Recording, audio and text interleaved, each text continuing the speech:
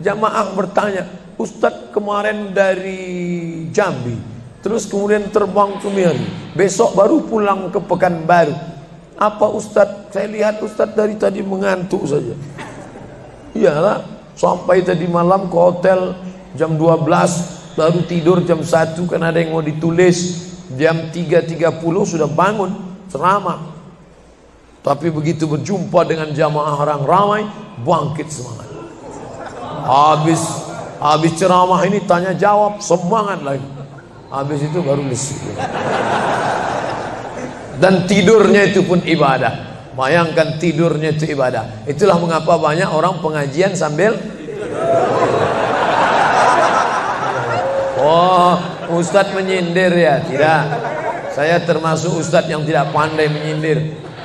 Saya termasuk Ustadz kalau dipesan request untuk menyindir, saya tidak pandai. Kenapa? Karena saya pernah menyindir orang. Ustadz, tolong Ustadz sindirkan. Ini ada jamaah yang sudah sedekah tapi mengambil uangnya kembali. Siapa yang bersedekah mengambil uangnya kembali, kal kalbil ladzi ya'udu ila qaihi, sama seperti anjing yang menjilat muntahnya kembali. Selesai pengajian, mohon maaf Pak Ustaz, yang disindir nggak datang. Oleh sebab itu tak ada gunanya sindir menyindir. Kalau mau to the point, mana orangnya face to face, langsung saja tembak 12 pas, gol. Bapak Ibu yang dimuliakan Allah, maka mesti dipahami dengan benar. Di Masjidil Haram ibadah, di rumah pun kau ibadah. Istri yang dari mulai pagi memasakkan suami, dibantu oleh pembantu membuatkan minuman, membesarkan anak, menyusukan anak 2 tahun lamanya, melahirkan, meregang nyawa ibu melahirkan anak, ibadah. Makanya kalau dia meninggal dunia saat melahirkan, matinya mati syahid. Saking senangnya suaminya mendapatkan seorang istri yang syahid, tak menangis dia. Begitu tegarnya bapak, tidak meneteskan air mata. Tidak Pak Ustaz, aku melepas seorang syahid, 3 syahid lagi siap menanti. Peace, damai. Biasanya ibu-ibu kalau bawa cerita ini, kalau gini pulang aja lah kita kan. Nah, bercanda, serius sekali. Nah, tapi yang saya katakan tadi itu semuanya ibadah badan. Melangkah dari rumah, ibadah badan. Membukakan mata, ibadah badan. Mendengar ceramah, ibadah badan. Membaca Quran, ibadah badan. Berzikir, likulli sulama minkum sadaqah. Setiap tulang-tulang sendi ada sedekahnya. Subhanallah, subhanallah, subhanallah, subhanallah, subhanallah, subhanallah. Itu ibadah badan.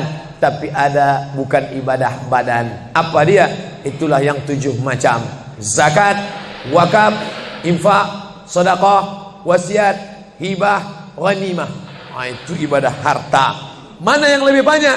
Ibadah harta apa ibadah badan? Ibadah badan. Kalau ibadah harta tak banyak. Zakat, wakaf, infak, sedekah, wasiat, hibah, ghanimah, rampasan perang. Tapi kalau ibadah badan, setiap gerak adalah ibadah. Makanya kita mesti bergerak. Likulli harakah barakah. Setiap ada gerak pasti ada berkah. Makanya tak boleh tidak bergerak. Air sumur kalau tidak ditimba, air itu akan busuk, butek, warnanya pun tidak ada seperti minyak di atas. Mata air mesti terus berganti. Darah harus tetap mengalir, jantung harus tetap berdetak. Makanya jangan pernah kosong dari aktivitas. Fa iza farata fansab. Selesai dari satu ibadah, pindah ibadah lain. Selesai ibadah tegak, pindah ibadah ruku. Habis ibadah ruku, pindah ibadah tegak. Habis ibadah tegak, pindah ibadah sujud. Habis ibadah sujud, pindah antara 2 sujud. Selesai sudah salat, lalu kemudian puasa. Selesai puasa, lalu kemudian berzakat. Selesai zakat, lalu kemudian mengitari Ka'bah. Subhanallah walhamdulillah wa la ilaha illallah wallahu akbar. Selesai itu melontar jumrah. Selesai itu menggunting rambut. Selesai itu berzikir. Tidak pernah kosong. Sampai kapan? Sampai malaikat maut mencabut nyawa dan ucapan terakhir yang keluar dari mulut adalah la ilaha illallah. Itulah jawaban tentang pertanyaan untuk apa kita hidup di dunia. Nanti kalau ada anak, ibu, bapak, tetangga, kawan, sahabat, handai tolan bertanya, untuk apa kita ini hidup? Tak usah jawab, putarkan aja videonya. Itulah enaknya zaman sekarang. Kalau dulu mesti diingat. Saya dulu pulang sholat Jumat, mak saya manggil, sini, ya mak, ceritakan apa isi khutbah khotib tadi di masjid.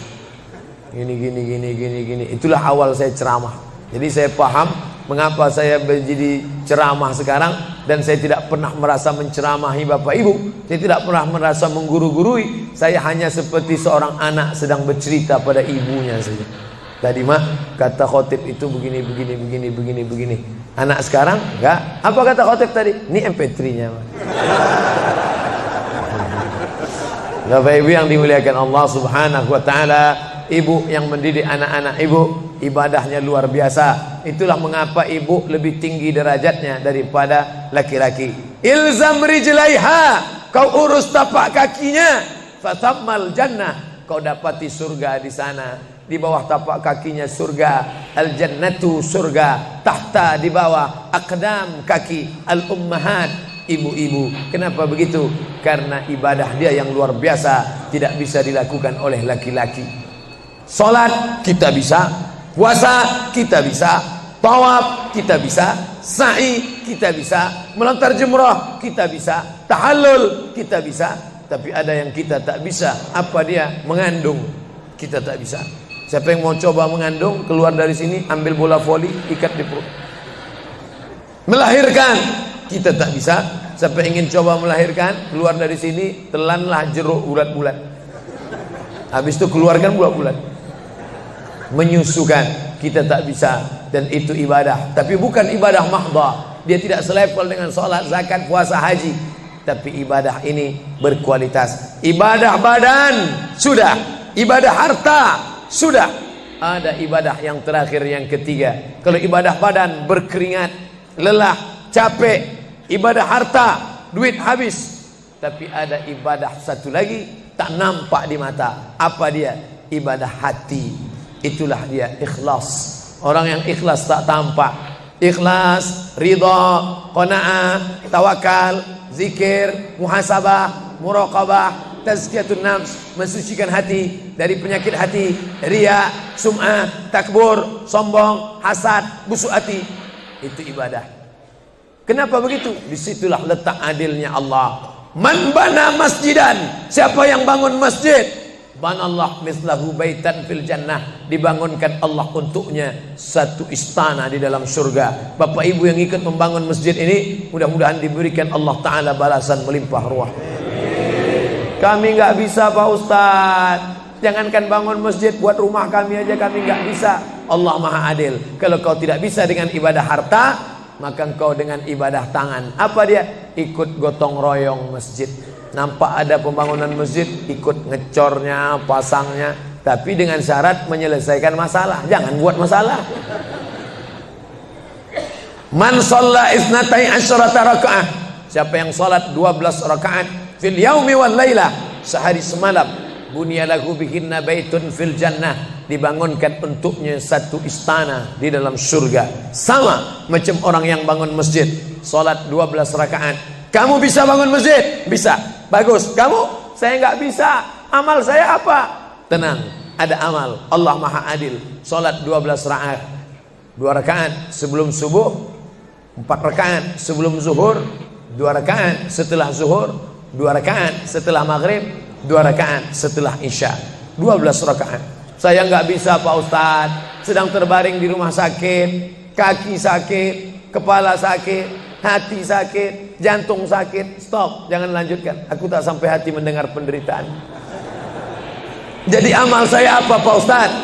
Ada satu amalmu. Apa dia? Ridha, menerima takdir Allah Subhanahu wa ta'ala. Sakit Pak? Tidak. Kenapa? Sakitku hilangkan, hatiku ridha. Man lam yasbir bi balai, siapa yang tak sabar dengan bala ujianku, walam yarda bi qada'i, yang tak ridha dengan takdirku, falyatlub radban siwaya, carilah Tuhan selain aku. Kau sabar, kau ridha menerima itu. Apa balasannya? Lebih hebat daripada balasan orang yang bangun masjid, lebih besar daripada balasan 12 rakaat salat. Innama yuwaffas sabiruna ajrahum bighairi hisab. Orang yang sabar itu balasannya bighairi hisab, tak dapat dihitung, tak dapat dikira, unlimited. Begitulah Allah Maha Adil. Untuk apa kita hidup? Hidup untuk beribadah. Ibadah apa yang kita lakukan? Ibadah badan, ibadah harta, ibadah hati. Yang sudah melaksanakan tiga-tiganya, alhamdulillah. Yang baru melaksanakan satu, tambah. Yang satu pun belum, innalillah. Masjid ini besar. Kadang kita bangga masjid besar, rupanya APBN, anggaran pendapatan belanja negara. Bangga kita masjid megah, rupanya APBD, anggaran pendapatan belanja daerah. Patutlah masjidnya di tengah hutan, karena di situ tanah yang murah. Akhirnya pemukiman masyarakat jauh, masjid di tengah jalan, masjid di tengah perjalanan luar kota, jauh dari pemukiman masyarakat. Masuk kita ke dalam, tai kambing yang ada di dalam. Tapi masjid ini megah, mewah, 2 lantai, lengkap dengan kubah yang besar. Ini swadaya masyarakat. Saya tahu ini dari mana? Jamaahnya cerita. Kalau tidak, mana saya tahu. Ini masjid ini asli swadaya Pak Ustaz. Lama membangunnya Pak? Enggak lama, sebentar saja. Sebentar saja, sekejap langsung terkumpul 7,6 miliar uang. 7,6 M. Itu kalau dibelikan cendol berenang gitu. Bayangkan itu. Bisa terkumpul masyarakat. Padahal ibadah yang paling berat, ibadah harta inilah. Banyak orang kalau diajak iktikaf, banyak. Ayo kita iktikaf, ramai. Ayo kita zikir ke Az-Zikra, ramai. Jangan lupa besok zikir ke Az-Zikra hari Ahad pertama, sekaligus acara live Damai Indonesiaku TV One bersama Ustadz Abdul Somad LCM. Tapi ada ibadah yang berat. Apa dia? Ibadah harta. Banyak orang ketika diajak muhasabah zikir malam, ya Allah, banyak dosa kami ya Allah, tapi dia susah menangis, meneteskan air mata. Tapi begitu lewat kota infak, memang menangis. Tak sampai hati melihat Bung Karno keluar dari dompet. Lewat kotak sodako infak, lama membuka dompet mencari Patimura. Nauzubillah. Mudah-mudahan kita tak termasuk golongan yang bakhil ini. Kenapa? Karena setan selalu asyaitan, setan ya'idukumul faqra, membisikkan kepakiran. Jangan beri, jangan beri, jangan beri, nanti kau susah, nanti anak kau tak makan, nanti kau dikeluarkan kerja, kau makan apa? Nanti kau mau beli rumah, nanti kau mau beli tanah, nanti kau mau beli mobil, nanti kau mau beli cincin, nanti kau mau beli kamera, nanti kau mau ganti HP, uangmu tak ada. Setan selalu berbisik-bisik. Lawan setan itu. Qul a'udzu birabbin nas, malikin nas, ilahin nas, min syarril waswasil khannas, alladzi yuwaswisu fi sudurin nas, minal jinnati wan nas. Hanya saja kalau yang berbisik itu setan, kita baca ayat kursi, insya Allah dia kabur. Ini yang berbisik ini kawan kita. Kita bacakan ayat kursi, hafal pula dia dari kita lagi. Tapi tak apa-apa, tetap aja bacakan. Allahu la ilaha illa huwal hayyul qayyum, la ta'khudhuhu sinatun wa la naum. Hembuskan ke wajahnya. Bapak Ibu yang dimuliakan Allah, setelah ibadah 3 ini kita lakukan, ibadah badan sudah, sholat subuh sampai melimpah ruah ke belakang. Saya dengar suara hati tadi, lapor, tenda sudah penuh, sudah melimpah ke jalan. Masya Allah. Ibadah harta sudah 7,6 M. Ibadah hati sudah, sabar, ridha, qanaah, tawakal. Tapi jangan lupa, datang merusak yang 3 ini, perkelahian, merusak ukhuwah Islamiyah.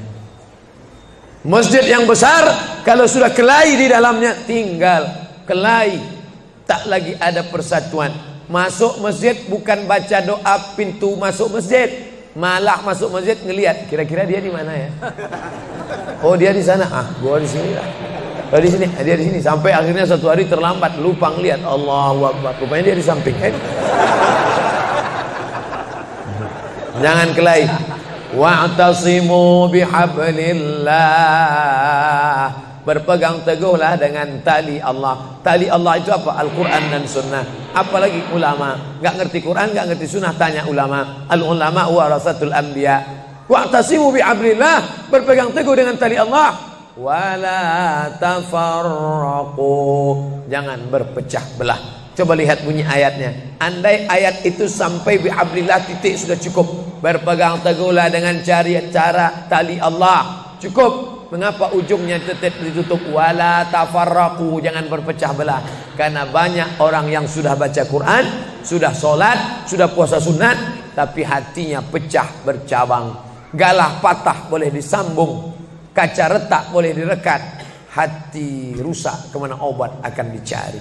Oleh sebab itu kalau ada fitnah-fitnah, tabayun, klarifikasi, jangan suuzan. Ijtanibu katsiran minaz zan. Kepengurusan masyarakat jamaah sayang kebersamaan rusak gara-gara apa? Gara-gara nila setitik rusak susu sebelanga, gara-gara api di dalam sekam, ada kulit padi bertimbun, di dalamnya itu ada setitik api, tiba-tiba api menyala, akhirnya semua menjadi abu, dan abu dihembus angin, tak berkesan sama sekali. Hilang 3 ibadah. Ibadah badan hilang, ibadah harta hilang, ibadah hati hilang. Gara-gara apa? Berkelahi. Ingat, setan tak pernah berhenti. Inna syaitan, setan ya'isa an ya'budahul musallun. Setan kalau sudah melihat orang sholat, dia tidak lagi goda mereka untuk menyembah, sembahlah aku, sembahlah aku, sembahlah aku, sembahlah aku. Tidak. Tapi apa yang dia lakukan? Walakin fit tahrish, menanamkan permusuhan ke dalam hati orang yang sholat. Maka jaga ini, jangan kita bertengkar gara-gara masalah khilafiyah. Saya kalau jadi imam di masjid dekat rumah saya jadi imam, saya baca kunut. Dan imam-imam dekat rumah saya itu saya pesan harus baca kunut, karena saya berpegang mazhab Syafi'i. Tapi ketika sholat di Masjid Al-Qalam, saya tidak tahu jamaah di sini pakai kunut apa tidak. Saya tidak ingin merusak kebiasaan mereka. Mana tahu mereka ikut mazhab Hambali, mana tahu mereka Muhammadiyah, saya tidak tahu. Maka ketika diminta jadi imam, Ustaz jadi imam, patuh. Saya tak mau merusak, biarlah imam tetap saja. Rupanya imam di Masjid Al-Qalam tidak baca kunut, ya saya tetap ikut sholat. Apakah perlu saya ulang sholat saya? Tidak. Sholat saya sah, karena apapun ormasmu, apapun mazhabmu, mau NU, mau Muhammadiyah, mau Perti, mau Persis, mau Al-Irsyad, mau Jamaah Tabligh, mau FPI, mau mazhab Hanafi, mazhab Maliki, mazhab Syafi'i, mazhab Hambali, semuanya sepakat sholat subuh itu wajib. Jadi yang wajib aja kita laksanakan. Adapun perbedaan teknisnya, yang satu pakai usolli, yang satu nggak pakai usolli, yang satu ngangkat tangannya ke telinga, yang satu ngangkat tangannya ke bahu, yang satu bismillahnya jahar, yang satu bismillahnya sir, yang satu ayatnya panjang, yang satu ayatnya pendek, yang satu pas mau turun sujud tangan duluan, yang satu lutut duluan, yang satu duduknya tapak kakinya duduk di tapak kaki kiri, yang satu duduknya langsung pantatnya ke lantai, yang satu telunjuknya ngangkat sekali, yang satu berkali-kali. Itu masalah teknis simple sederhana. Ada masalah yang lebih besar. Apa masalah kita yang lebih besar? Membeli tanah baru untuk buat sekolah Islam, membeli tanah baru, ruko baru untuk buat apa? 212 mat, kita mat, orang Islam belanja di warung Islam. Alangkah indahnya selesai acara sholat subuh bersama, pengajian bersama, selesai itu belanja beras minyak goreng bersama, serbu, sehingga bangkitlah ekonomi umat. Berapa pegawai bisa ditampung bekerja? Langsung membeli beras ke tempat-tempat tanaman masyarakat, sehingga mereka tidak menjadi korban rentenir. Musim menanam diulur, kasih pinjaman pupuk, pinjaman tanah, masa musim panen ditarik, mereka menjadi korban rentenir lintah darat, disedot darah mereka sampai kering dan mati. Kita selamatkan dengan apa? Dengan market. Masjid punya market. Saya beberapa kali meresmikan market punya masjid di Masjid Raya Batam, Masjid Agung Batam. Itu di bawahnya ada super mini market untuk menjamaah. Kemarin pulang dari Pulau Bintan, itu juga meresmikan. Di Dumai begitu juga. Nah, ini 212 Mart. Terserah namanya apa. Ada 212 Mart, ada namanya Kita Mart, atau bisa juga buat Somart. Nah, bisa juga. Bapak Ibu yang dimuliakan Allah Subhanahu wa taala, maka visi misi kita ke depan, jauh melihat ke depan. Kami harus punya pusat perbelanjaan komunitas muslim. Kami harus punya komplek perumahan muslim. Nah, ini semua yang akan menyelamatkan kita. Kalau sudah begitu, maka mengertilah untuk apa kita hidup. Dan setelah itu kita pun mati dalam keadaan tenang. Baru anak kita bisa berkata, mari kita antar jenazah almarhum Abdul Somad menuju tempat peristirahatan terakhir. Karena memang benar-benar istirahat. Tapi berapa banyak orang tidak istirahat. Karena amal badan tak ada, amal harta tak ada, amal hati tak ada, tak pernah memikirkan masjid, tak pernah memikirkan umat, tak pernah memikirkan belanja umat, tak pernah memikirkan pendidikan anak-anak umat. Akhirnya mati. Yang layak untuk dia, mari kita antar dia menuju azab pertama, akan menyusul azab-azab berikutnya. Na'udzubillah.